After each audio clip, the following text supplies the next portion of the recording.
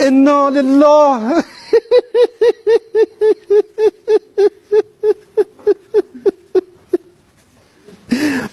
Inna lillah wa inna ilaihi raji'un. Halo warga intelektual sekalian. Jadi baru-baru ini seperti yang kita ketahui bersama bahwa pemimpin spiritual Iran yaitu Ayatollah Khamenei tewas dibombardir oleh pesawat Israel, guys. Wow, wow, wow. Luar biasa. Nah, yang jadi pertanyaan, kenapa bisa seperti itu? Bagaimana kronologinya?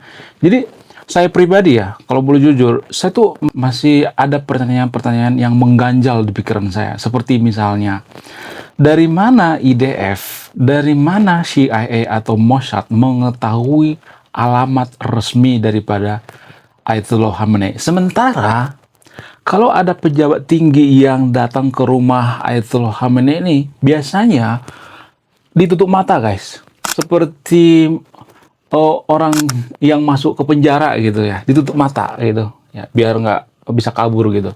Semuanya orang-orang terdekat daripada Ayatollah Khamenei ini nggak tahu di mana alamat rumah daripada Ayatollah.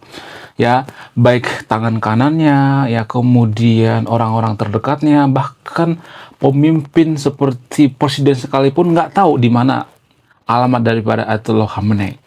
Kenapa? Karena ditutup matanya. Nah, yang jadi pertanyaan, dari mana Mossad mengetahui, dari mana CIA mengetahui alamat daripada Ayatollah Khamenei ini, sementara orang-orang yang bertemu dengannya itu biasanya matanya ditutup pakai kain gitu. Dari mana dia tahu? Dari mana dia tahu RT-nya gitu, RW-nya gitu, kemudian kelurahannya? Apakah Pak RT-nya yang bocorin gitu? Kemudian selain itu yang lebih menariknya lagi, ternyata ada seorang tangan kanan atau orang terdekat yang paling dekat gitu ya dengan Ayatollah Khamenei bernama Ali Larijani. Ya, Ali Larijani ini orang terdekat banget daripada Ayatollah, kepercayaan daripada Ayatollah. Kalau di Indonesia jabatan daripada Ali Larijani ini sama seperti Menko Polhukam. Kalau sekarang ini Pak AHY, kalau zaman dulu itu Pak Wiranto, kemudian Pak Luhut ya dan lain sebagainya. Jadi orang yang sangat dekat banget dengan Ayatollah Khamenei. Nah, ada satu kejanggalan. Apa itu kejanggalannya? Ketika mereka bertemu di rumah kediaman Ayatollah, Ali Larijani ini bertemu dengan Ayatollah lalu dia pulang gitu. Jadi secara mengejutkan mereka mengadakan rapat ya, rapat waktu pagi-pagi itu ya sekitar jam 9 ya. Nah, sebelum jam 9 sekitar jam 8 tangan kanan daripada Ayatollah Khamenei ini bernama Ali Larijani ini sudah ketemu dengan Ayatollah di bunker kediaman daripada Ayatollah Khamenei. Lalu dia pergi gitu, meninggalkan orang rapat di sana. Jadi ada semacam kecurigaan. Kenapa dia pergi? Apakah dia adalah seorang mata-mata? Kemudian keluarga daripada Ali Larijani ini juga ada yang di Amerika, putrinya ada yang di Amerika, guys. Kemudian keluarganya ada yang di Kanada, ada yang di Inggris dan sebagainya. Jadi Ali Larijani ini dicurigai sebagai mata-mata atau agen Mossad, guys. Wow, luar biasa. Tapi di ruang publik Ali Larijani ini mengutuk Amerika, mengutuk Israel. Jadi ini semacam ada kebingungan gitu ya. Apakah dia seorang mata-mata atau tidak? Karena di depan publik dia selalu ngata-ngatain Amerika, matilah Amerika. Tapi di sisi lain dia dicurigai karena waktu rapat ya ada sekitar 40 orang tuh ya yang rapat bersama Ayatollah Khamenei. Dia pergi sendirian gitu ya.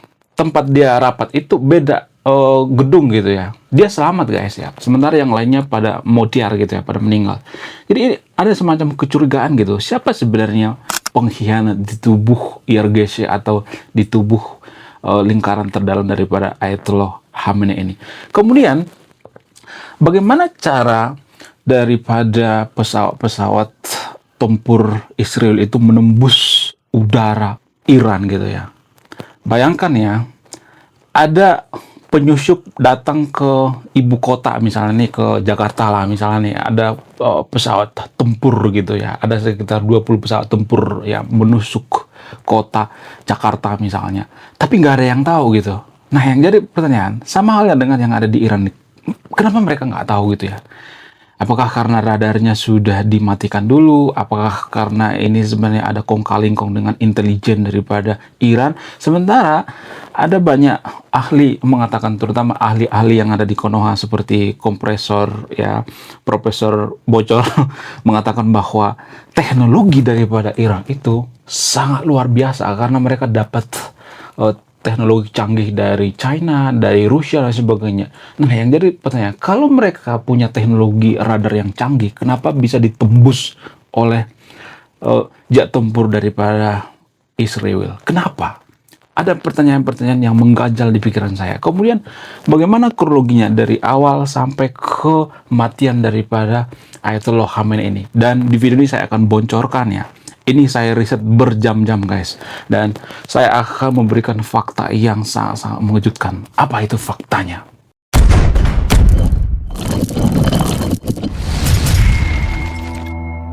Jadi guys, ternyata CIA dan Mossad bekerja sama mengintai orang-orang terdekat daripada Ayatollah Khamenei. Dan inilah kelicikan daripada CIA dan agen Mossad.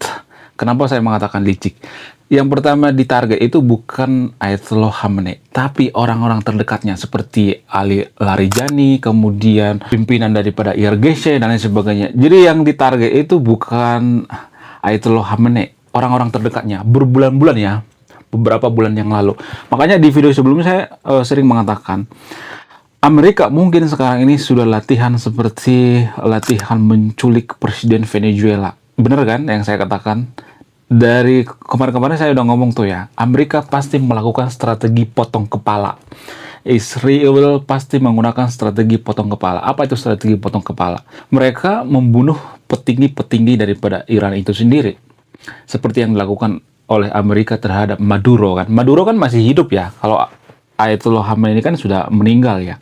Jadi mending Venezuela ya, kan masih hidup tuh ya, Presiden Venezuela.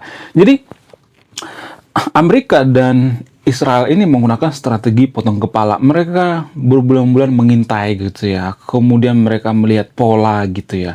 Di mana persembunyian daripada Ayatollah Khamenei, di mana rumahnya gitu ya. Kemudian mereka bekerja sama dengan akar rumput gitu. Ternyata di lingkaran terdalam Ayatollah Khamenei ini juga ada agen Mossad ternyata guys. Dan ini bikin saya gitu ya. Wow.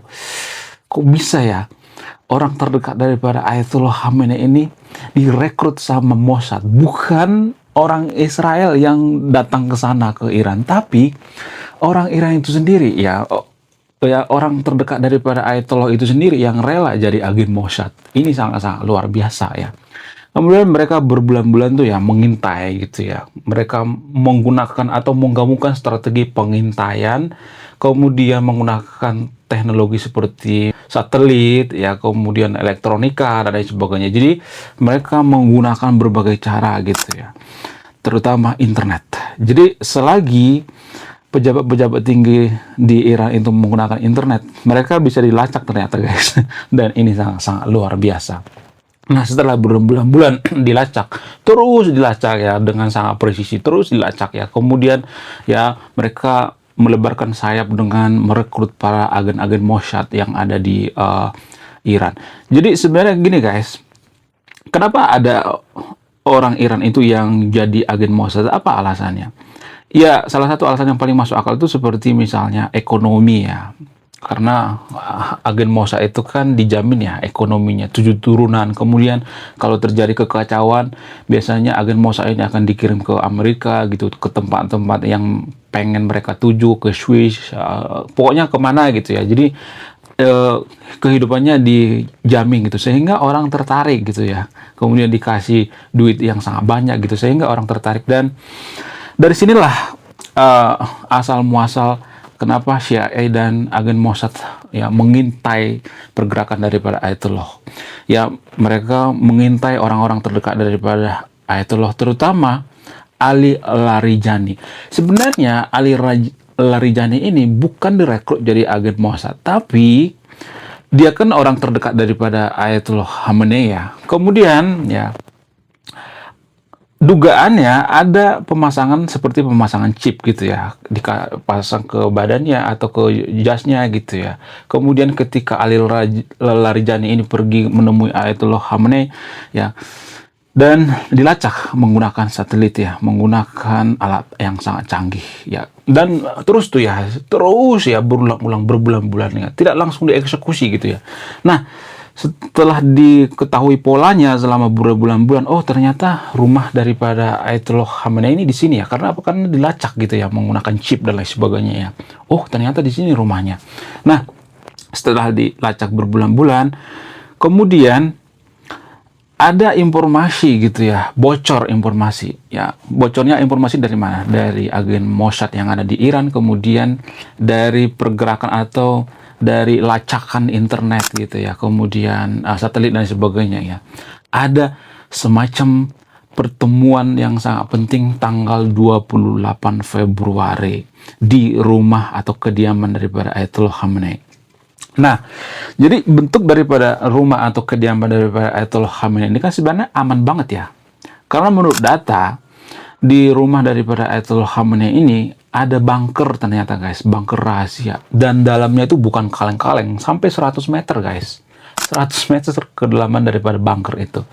Nah, ternyata bunker yang ada di rumah atau kediaman daripada Ayatollah Khamenei ini ada dua lapis ya. Yang pertama itu kedalamannya tuh 60 meter, kemudian ada yang 100 meter. Nah, ketika mereka rapat, kedalaman daripada bunker itu hanya 60 meter ya. Dan sebenarnya jalur rapat mereka itu harusnya malam hari. Nah, ini sangat menarik nih. Jadi ternyata agen-agen daripada Mossad itu mempelajari gitu polanya gitu ya. Agen Mossad mempelajari ternyata orang-orang terdalam daripada Ayatollah Khamenei ini mereka berpikir bahwa Amerika dan Israel itu menyerang Iran itu pada saat malam hari, seperti yang dilakukan sebelum-sebelumnya ya pada saat menculik Maduro, kemudian pada saat melumpuhkan situs nuklir menggunakan B2 Spirit dan lain sebagainya. Jadi di pikiran daripada pola pikir daripada intelijen Iran itu ya, kalau mau nyerang Ayatollah Khamenei itu malam hari gitu ya.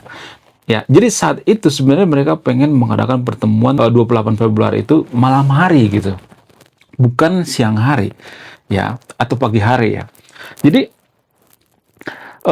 intelijen daripada agen Mossad kemudian CIA itu langsung gitu ya mengetahui ada perubahan. Ternyata ada perubahan ya. Sudah berbulan-bulan tuh ya ada informasi bahwa ada rapat nanti secara rahasia gitu ya. Ada sekitar 40 orang yang rapat di kediaman rumah Ayatollah Khamenei. Dan ternyata rapat ini dibagi dua guys. Sengaja dibagi dua. Ini strategi daripada Iran. Ya, cuman gedungnya nggak terlalu jauh ya. Kira-kira 200 meter lah ya.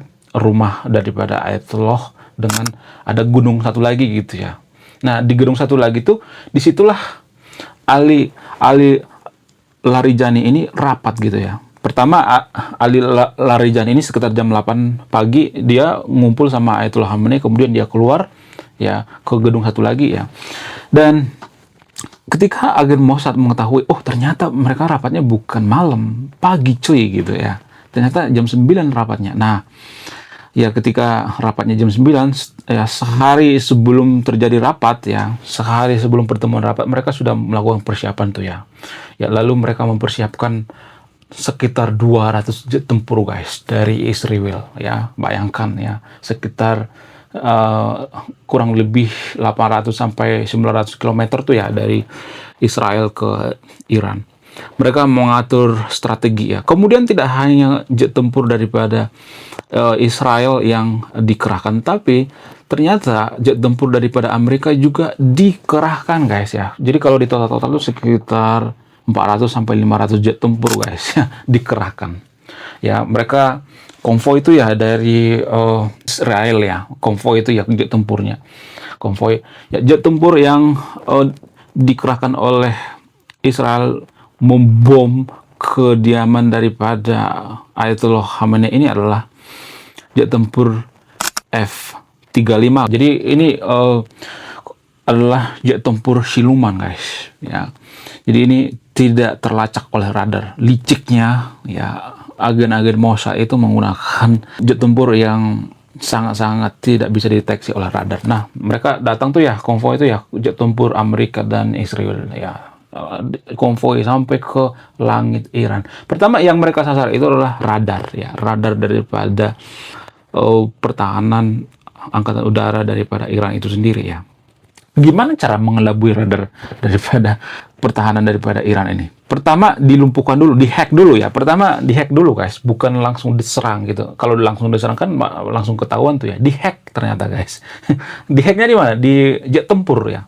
Ketika jet tempurnya sudah mulai mendekati perbatasan Iran, ya mulai itu ya hacker-hacker ya yang sangat jenius di hacker tuh semuanya. Nah ketika di hacker maka radar mereka itu akan lumpuh guys. Walaupun buatan China katanya, buatan Rusia dan lain sebagainya, dikangkangi guys ya, dikangkangi oleh hacker-hacker yang ada di Amerika ternyata guys. Wow, ini sangat-sangat luar biasa. Nah, ketika di hacker sudah ini ya, radarnya sudah mulai bisa ini ya, dilumpuhkan. Nah, setelah dilumpuhkan, kemudian langsung tuh ya masuk ya jet tempur F-35 langsung ya merangsek masuk ke jantung kota Tehran dan langsung mengunci target rumah daripada Ayatollah Khamenei. Nah, kalau misalnya ada bertanya, kok orang-orang di sana itu pada santuy-santuy aja? Emang mereka nggak mendengar suara jet tempur ya segitu banyaknya jet tempur masuk ke sana?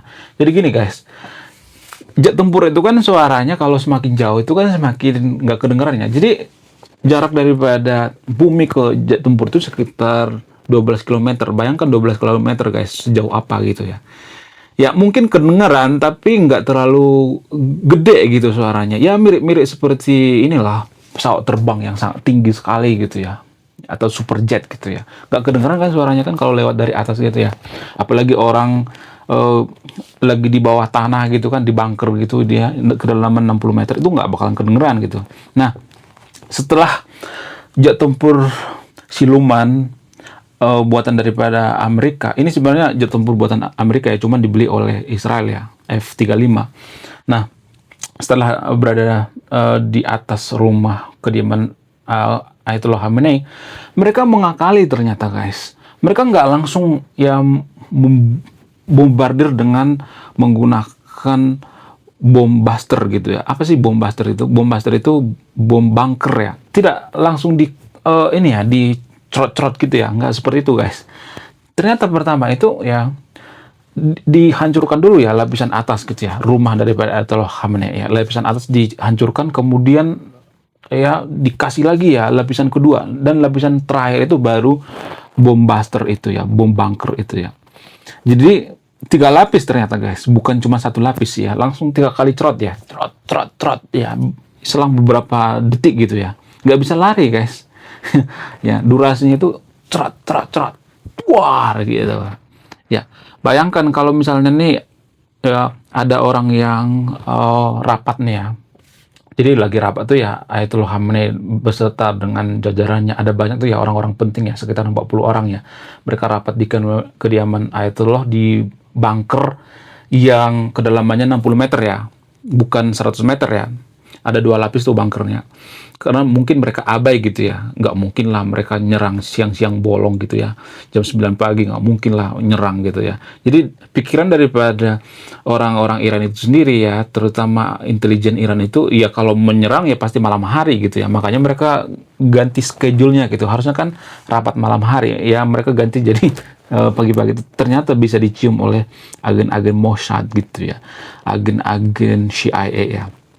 Nah, setelah mereka menghancurkan kediaman daripada Ayatollah, ternyata di gedung satu lagi ya pesawat bombarder daripada Israel ini mengincar juga gitu ya. Jadi gedung satu lagi juga dihancurkan ya.